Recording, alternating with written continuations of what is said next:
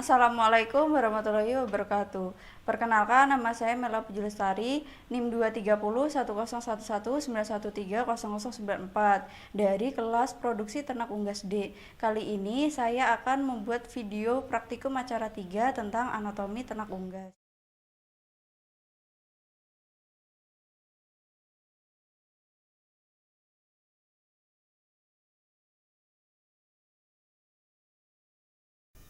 Yang pertama, saya akan menjelaskan mengenai organ eksterior pada unggas dan juga organ pelindungnya.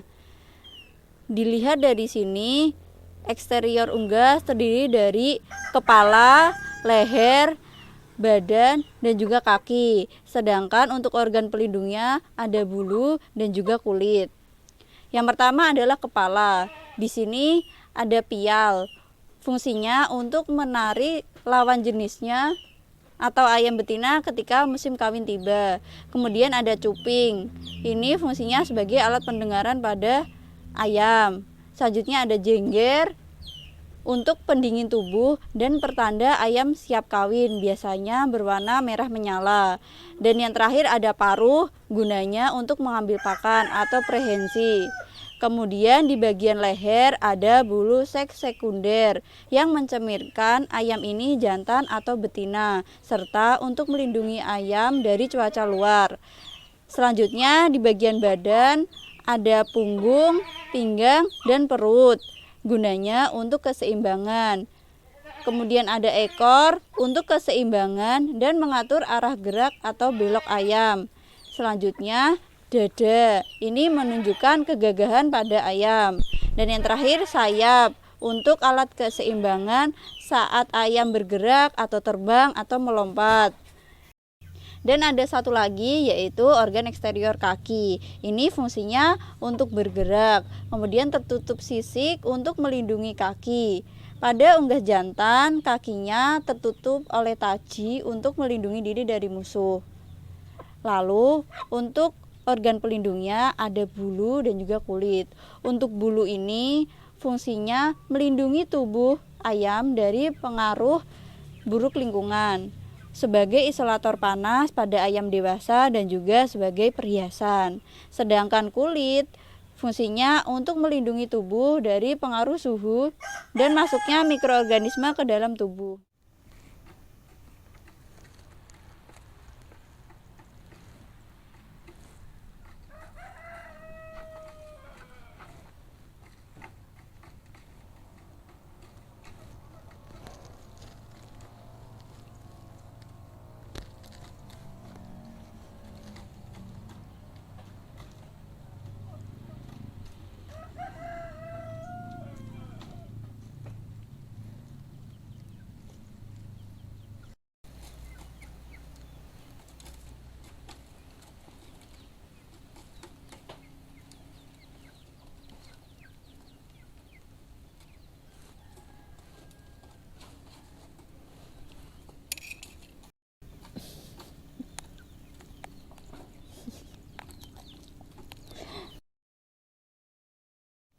Sekarang saya akan menjelaskan mengenai sistem pencernaan pada ayam. Pertama, pakan akan masuk melalui paruh, kemudian masuk ke dalam esofagus, adalah penghubung paruh dengan tembolok dan mendorong pakan dengan gerakan peristaltik. Kemudian masuk ke tembolok.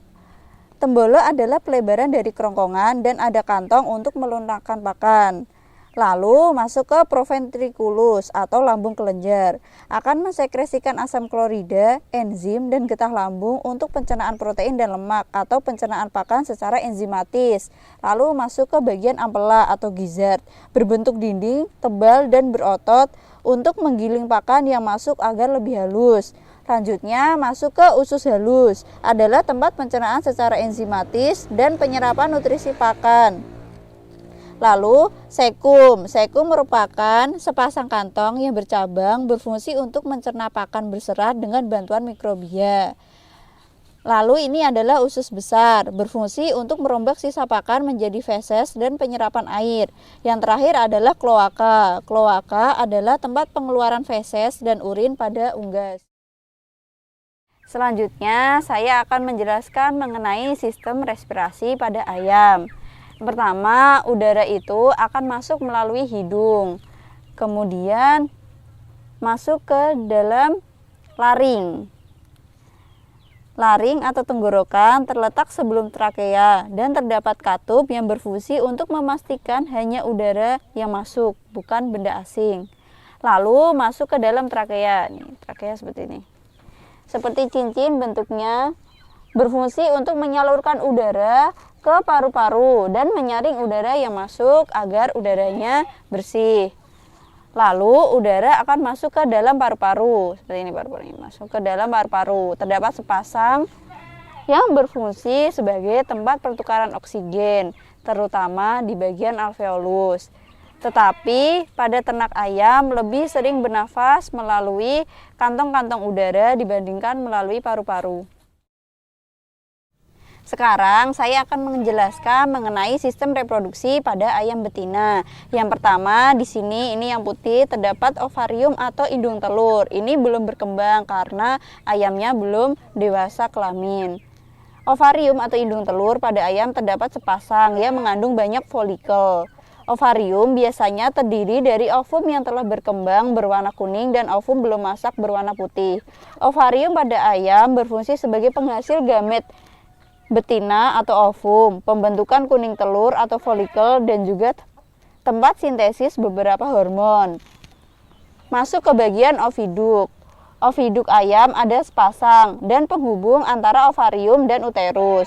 Oviduk terdiri dari 3 bagian. Yang pertama adalah infundibulum, adalah bagian berbentuk ujung terompet dan tempat untuk menangkap folikel yang keluar dari ovarium.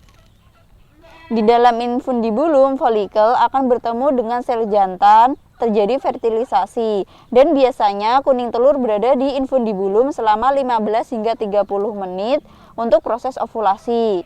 Bagian kedua adalah magnum. Magnum adalah kelanjutan dari infundibulum, merupakan tempat untuk sekresi albumen telur dalam pembentukan protein telur, dan biasanya telur berada di dalam magnum selama 3 jam. Bagian ketiga adalah isthmus. Isthmus adalah bagian terakhir dari oviduk dan merupakan tempat terbentuknya membran kerabang telur yang masih lunak yang tersusun atas protein untuk melindungi telur dari mikroorganisme serta pengekskresian air ke dalam albumen. Membran sel yang terbentuk ada 2, yaitu membran sel dalam dan luar. Telur akan berada di dalam isthmus selama 1,25 jam. Bagian yang ketiga adalah uterus. Uterus merupakan bagian yang melebar dan berdinding kuat. Fungsi uterus adalah untuk memberikan kerabang keras telur yang terbentuk dari garam kalsium. Telur akan berada di dalam uterus selama 20 hingga 21 jam. Di dalam uterus juga terjadi proses pewarnaan kerabang telur yang diekskresikan 5 jam sebelum peneluran dan pemberian lapisan kutikula di permukaan kerabang 1,5 jam sebelum bertelur.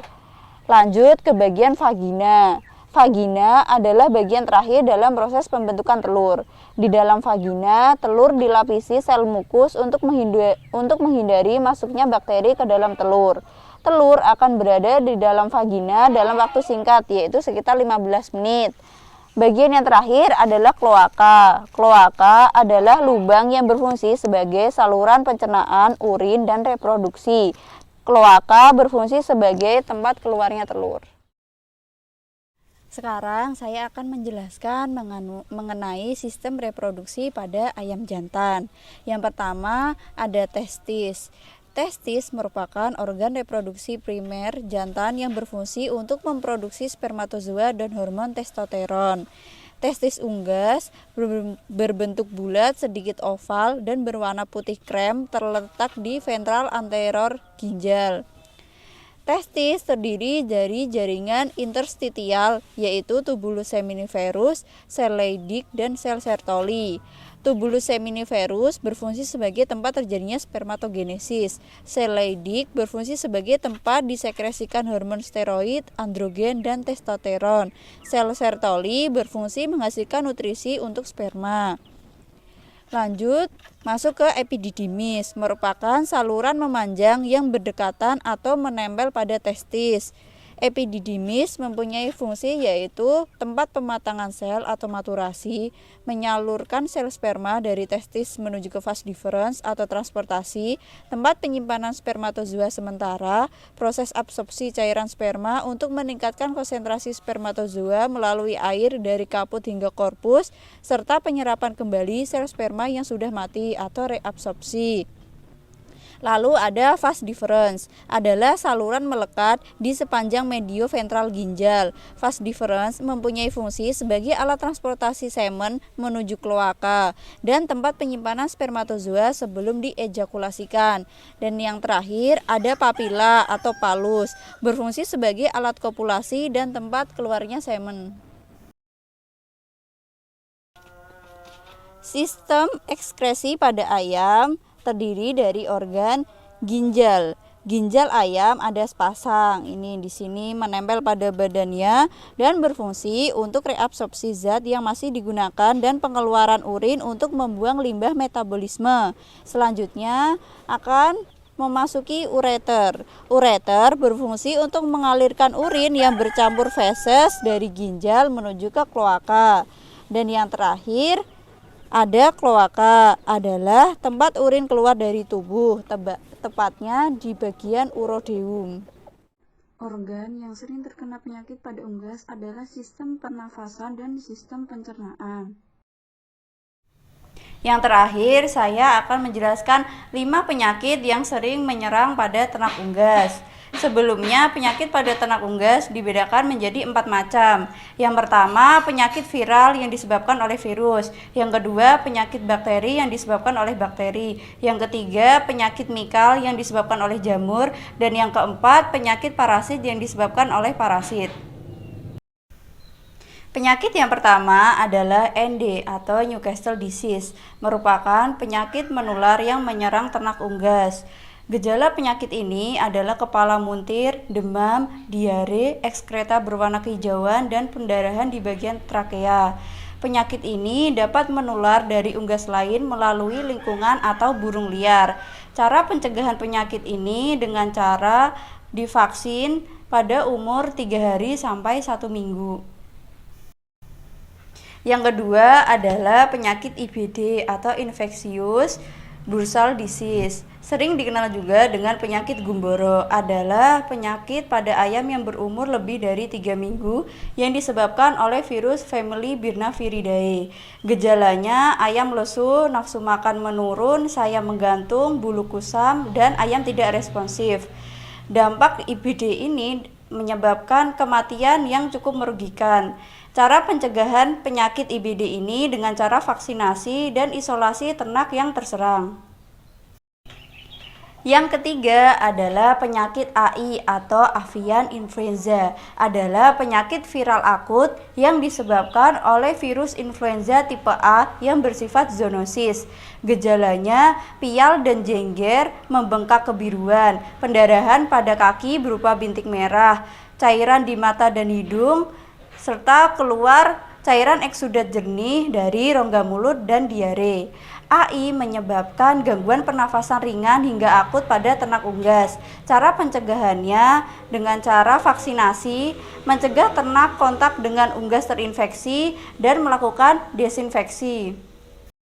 Yang keempat adalah pulorum atau berak kapur, adalah penyakit menular pada ayam yang disebabkan oleh bakteri Salmonella pulorum dan paling banyak menyerang pada anak ayam berumur 1 hingga 10 hari.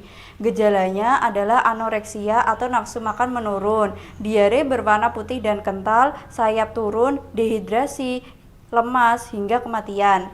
Mencegah penyakit ini dengan cara menjaga sanitasi kandang, melakukan desinfeksi dengan formaldehid 40% dan memisahkan ayam sehat dengan ayam yang sakit. Cara pengobatannya, ayam disuntik dengan antibiotik. Yang kelima adalah penyakit snot atau infeksius coryza. Penyakit ini disebabkan oleh bakteri gram negatif Haemophilus paragallinarum atau HPG. Gejalanya ayam mengantuk, kesulitan bernafas, dan ngorok. Cara mencegah dengan menjaga kebersihan kandang dan mengurangi kadar amonia dalam kandang. Cara mengobatinya bisa menggunakan obat herbal seperti kunyit dan obat kimia seperti sulfamerasin. Demikian yang dapat saya sampaikan. Apabila ada kesalahan dan kekurangan, mohon maaf. Wassalamualaikum warahmatullahi wabarakatuh.